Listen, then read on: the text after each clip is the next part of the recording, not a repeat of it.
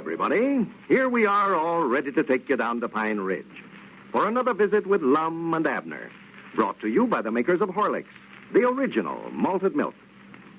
Before we hear the old fellows tonight, I'm going to read a letter of special interest to light sleepers.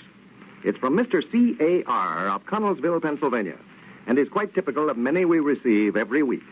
He writes as follows: "Thanks for the wonderful malted milk that you put on the market. It certainly does wonders for me in helping me sleep soundly. I've been in the habit of drinking coffee last thing at night and have been unable to get my proper sleep for several years. I was restless and dreamed all night. So after hearing Lum and Abner and about Horlicks malted milk, I thought I'd try some myself. Now, every night on retiring, I take a cup of Horlicks hot. And believe me, when I get up in the morning, I feel like a new man. I can't recommend Horlicks malted milk too highly to anyone who does not sleep properly at night." Well, thank you, Mr. C.A.R. We're glad you found Horlicks malted milk so useful in helping you sleep better. Thousands of others have also found it a grand inducement to sound, restful sleep. And now, let's see what's happening down in Pine Ridge. Well, Abner's swap idea certainly made a radical change in his business. 2 weeks ago, he started trading merchandise in his store for animals. And now Lum has gone into partnership with him. And they have a complete circus, which they expect to have ready for the grand opening next Saturday. Squire Skimp, who has had previous experience in the circus business, has been employed as manager. And to cut down expenses, has asked Lum and Abner to take an active part in the performance. As we look in on Pine Ridge today, we find Lum over at the circus grounds, inside the big tent practicing his trapeze act, while Squire Skimp looks on. Listen. How's this looking, Squire? Well, now, Lum, you can't learn how to be a high trapeze performer unless you get that swing higher than that off the ground. Well, I'd rather learn how down closer to the ground this way, Squire. I get sort of dizzy-headed when I get up high that way. Well, that's the reason you ought to practice up higher then. Anybody can't just sit down on that bar and swing, Lum, that close to the ground. You don't think folks would enjoy seeing me do this, huh? Why, no, that ain't nothing. We could get a 10-year-old child to do that. They can see all that they want over there on the school grounds. Yeah. You're supposed to be a high trapeze performer. Don't reckon we could start something new, have a low trapeze performer, could we? No, Lum, you're going to have to, to jump off of one swing and turn a flip-flop and catch another and hold by your teeth and all that. There ain't nothing hard to it. Squire, you better get somebody else for this job. Oh, now, Lum, there ain't nothing to be scared of. Why, you'll catch on to it in a few days. You'll have that big net under you, so if you do happen to fall, why, it can't hurt you. Oh, I ain't scared. No, that's just the trouble with me. I don't stop to think about the danger. Just always was a terrible hand for taking chances that way. What I'm scared of, I might get up there and start doing a batch of stunts, and the crowd get to slapping their hands and nagging me on, and I'd pull such dangerous stunts that some of the women folks out in the audience might get hysterics. Yeah, well, Lum, let's pull this swing up a little bit higher now and see you try a few stunts. No, never mind. Wait, Squire. I'm going to get down. I ain't going to stand for that. Now, Lum, ain't nothing to be scared of. No, I tell you, Squire, I about made up my mind. We better get somebody else to do this trapeze. Well, we can hire lots of fellers to do it, all right, Lum, but I was trying to get by on as little expense as we could. I had to hire a feller this morning to help us out around here.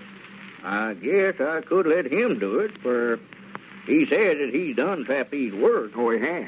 Yes, but I had so many other things for him to do, I don't believe he'll have time for it. Well, I can just trade jobs with him, then. Well, I'm afraid that you couldn't do all the things that he's supposed to do. Well, I'd do anything rather than to get up there in the top of this tent without nothing but a little swing to hold on to. Well, if you want to take over his job, well, it's all right with me. What all is he supposed to do? Well, he's a sword swallower. That's one of his stunts. Sword swallower.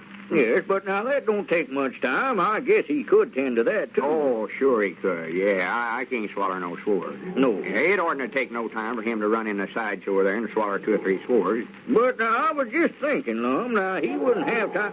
Lum, you would just have to do his tricks with the elephant. With the elephant? Yes, he wouldn't have time for that if he's going to be the trapeze performer. Them elephants ain't bad about biting a feller, are they?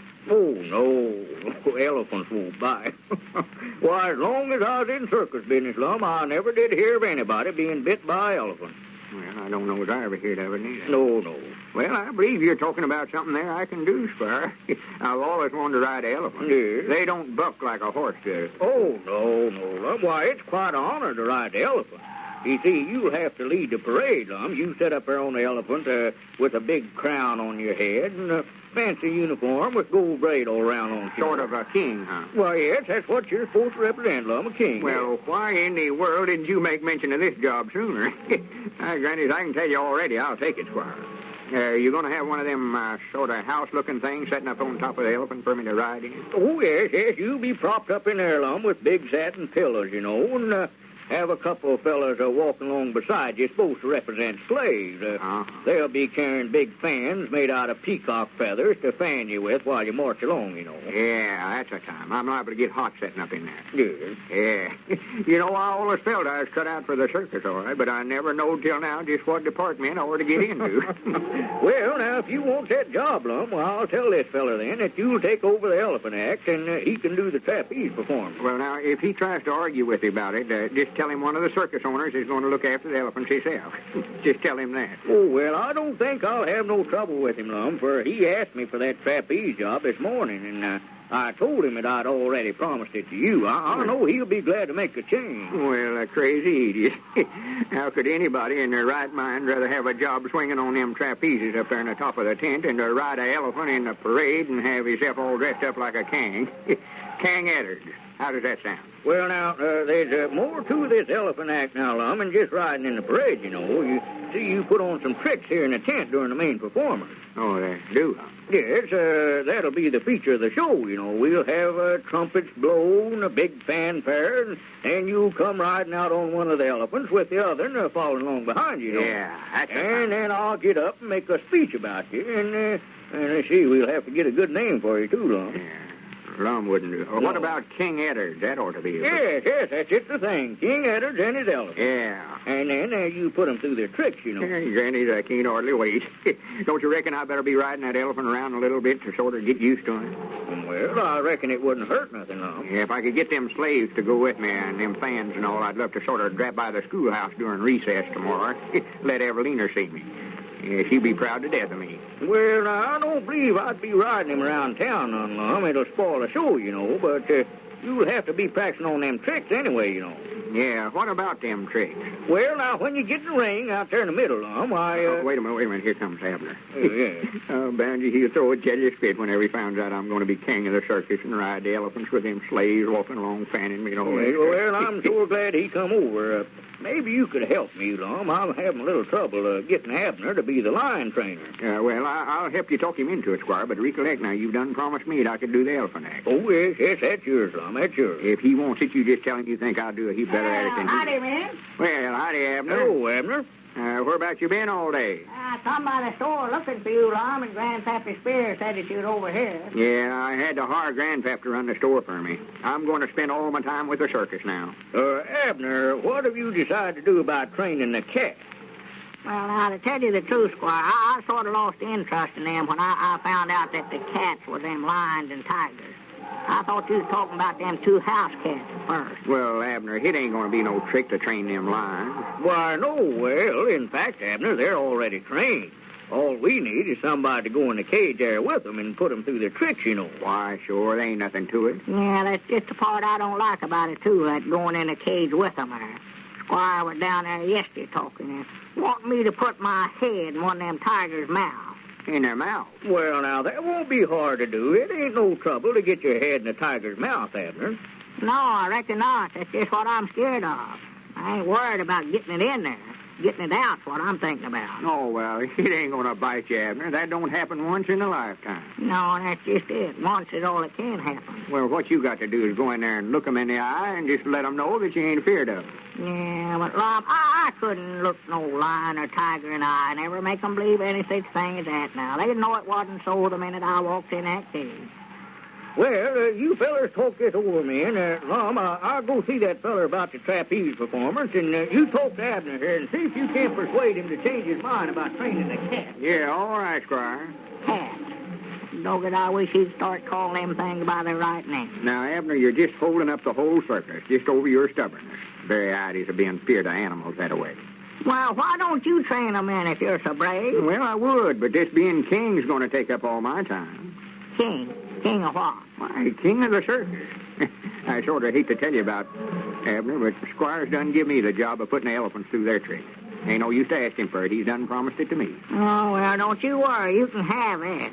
He tried to get me to take that job yesterday, and I just told him that I never wanted it. Never wanted it. No, sir, I don't want no elephant laying down on me. Laying down on you. Yeah, them tricks that you've got to make them do. You've got to let that elephant pick you up in his trunk and wave you around the air for a few minutes over his head, and then he lays you down on the ground, and he lays down on top of you. No, sir, I don't want no part of that. No part. Well, there seems to be drawback even to being king of the circus. In the kitchen of the Mason home, Mrs. Mason and her friend Jane are about to prepare a midnight supper for their husbands after playing bridge. Listen. Wait a sec, Jane. I'll put the light on. There. Why, Madge, how nice.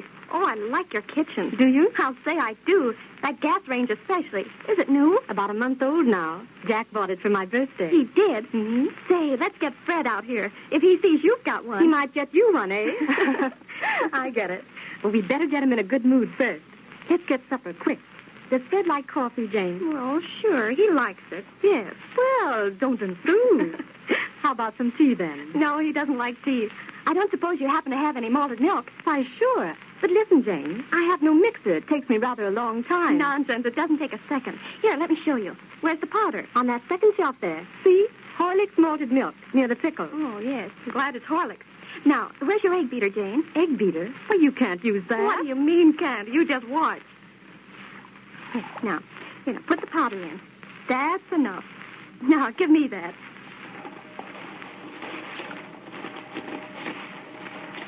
Why, Jane, that's marvelous. I never saw it. Simple, isn't it? And twice as nice this way. Oh, boy, those men will go for this. Come on, let's take it in. I'll carry it. Yes, that's right. You bring in the sandwiches. And Madge is right, folks. Horlicks malted milk, or Horlicks with sandwiches, does make a fine party supper. It's delicious and refreshing, yet so easy to prepare. Try it on your friends. You can get Horlicks malted milk in either natural or chocolate flavor. This is Carlton Brickert, speaking for Lum and Abner and Horlicks, who now bid you all good night and good health.